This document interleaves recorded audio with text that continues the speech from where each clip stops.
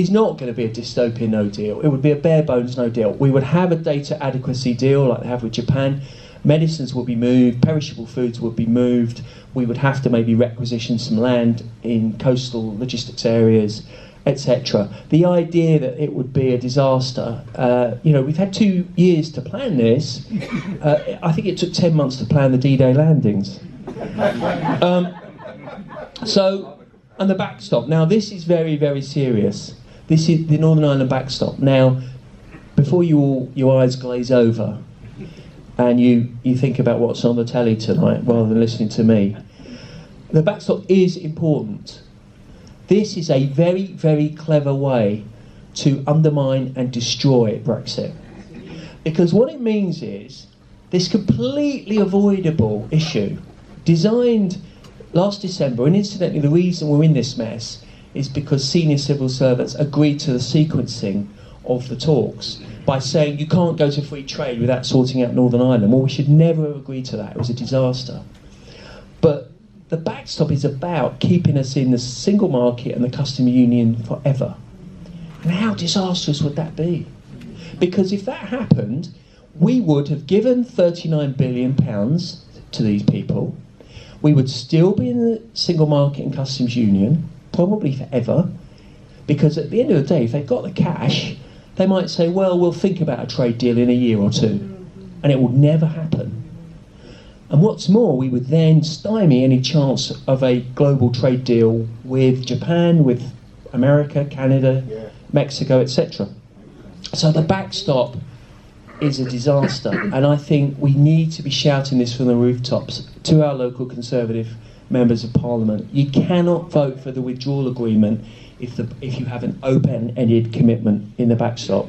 And this is what these people planned all along. They had to find a way to stop us sealing the deal with a Canada-style deal. They're driven by the interests of a small number of multinationals, and they don't care about betraying the votes of 17.4 million people. And I think if this happens, and I'm just going to finish by being a bit positive and say we have achieved, in terms of the negotiations, quite a lot that's positive and does respect our red lines.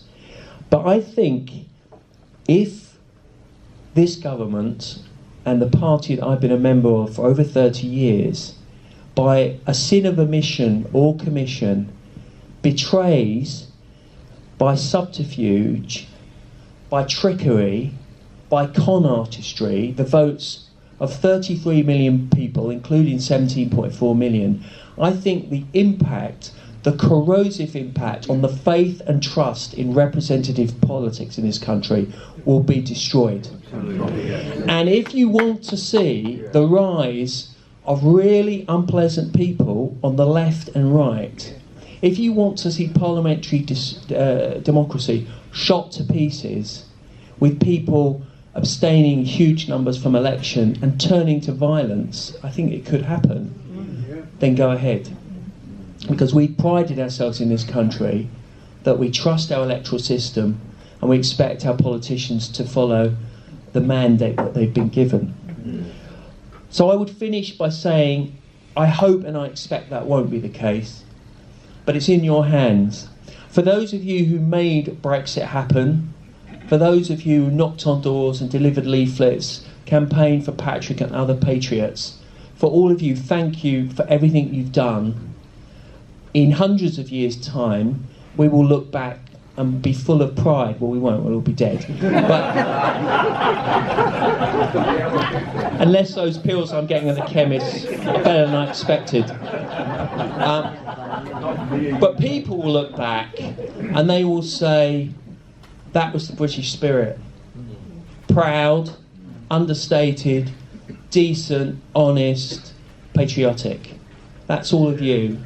You can still make this happen. We can succeed. Thank you for everything you've done, and thank you for your support in the future.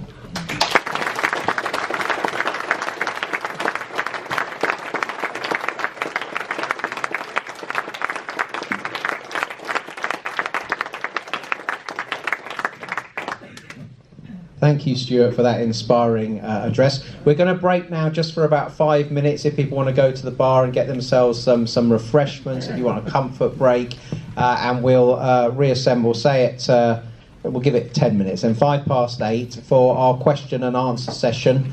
I don't think there'll be any shortage of questions. We'll do our best to answer them openly and honestly. If anyone's got your kind of UKIP related questions for the party members in the room, then we'll probably spare Stewart answering those unless he has a particular angle he wants to share with us, and I'll deal with those. But obviously the meeting, the predominant thing is Brexit, what more we can be doing, how we can achieve it.